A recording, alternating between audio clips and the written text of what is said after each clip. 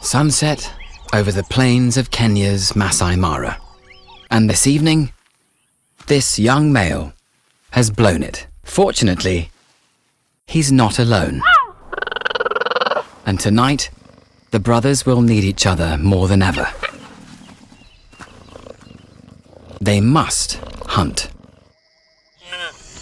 Prey animals usually keep as far from predators as possible.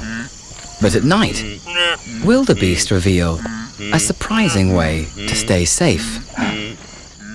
Wherever the brothers go, the herd follows, while staying just far enough away to make their escape. But the brothers have played this game before.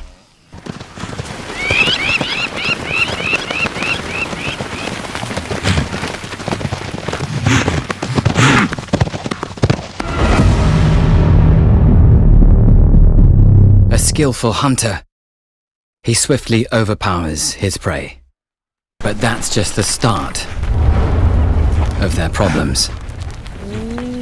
Within seconds, the kill attracts a hyena, a nocturnal scavenger. They must now fight to keep their kill. In the Masai Mara, hyenas live in gangs 60 strong. And 1 in 10 cheetah kills are stolen.